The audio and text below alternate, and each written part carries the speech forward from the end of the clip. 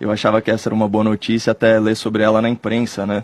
Eu queria destacar alguns pontos sobre esse crescimento aí de 0,4% no trimestre, que surpreendeu os tais especialistas, sempre tão pessimistas em relação à gestão Guedes-Bolsonaro.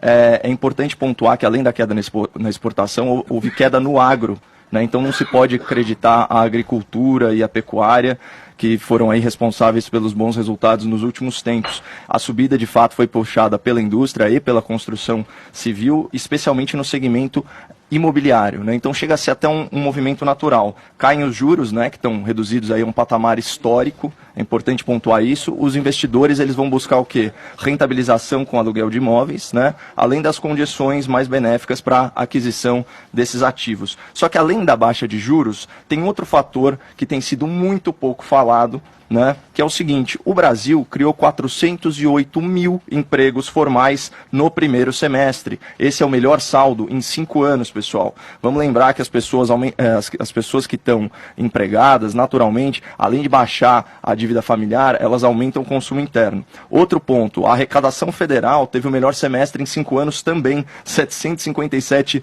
bilhões.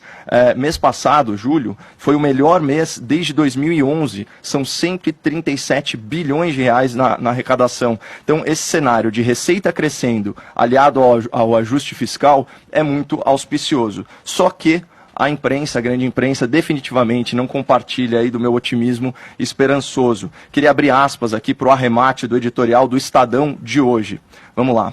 O quadro ficará melhor se o presidente Bolsonaro e ministros contribuírem. De positivo, nada fizeram além de promover a reforma da Previdência. O resto foi quase só confusão. Vou repetir. De positivo, nada fizeram além de promover a reforma da Previdência. É preocupante ver a mídia tradicional desconsiderando em uma linha, de forma tão displicente, a reforma administrativa ministerial, a MP antifraude, a MP da liberdade econômica, o congelamento de concursos públicos e a extinção por decreto de milhares de cargos, funções e gratificações, os acordos bilaterais em bloco com grandes potências econômicas ao redor do mundo e a política de redução de juros, causa direta do investimento imobiliário que tirou o PIB da inércia, certo? Então eu queria deixar esse alerta para o ouvinte, porque essa é a narrativa estabelecida. Se a economia melhorar, será apesar do governo. Se a economia piorar, será culpa do governo. Aliás, eu esqueci de comentar, olha só qual que é o título do editorial do Estadão ao qual eu me referi.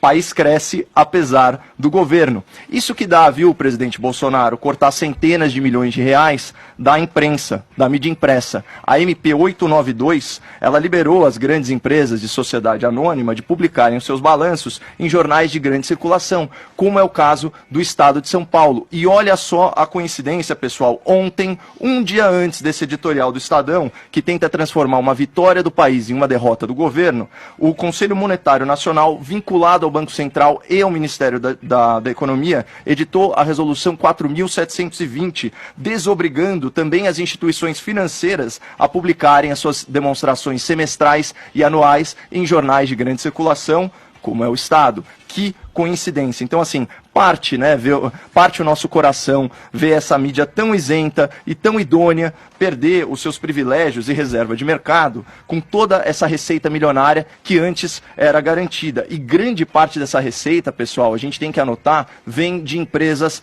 públicas. Por exemplo, a Caixa Econômica Federal, que chegava a gastar R$1 milhão por ano nisso. Então, assim, que triste, né? Os jornais de grande circulação, eles vão deixar de faturar algo entre 600 milhões e R$1 bilhão por causa dessa medida provisória do governo e por causa dessa resolução do Conselho Monetário Nacional. Ainda bem, né, que o establishment, entre ele o establishment midiático, conta com o senhor Rodrigo Maia, que vai tentar certamente reverter tudo isso no nosso ilibado Congresso. Então, viva a imprensa livre e independente.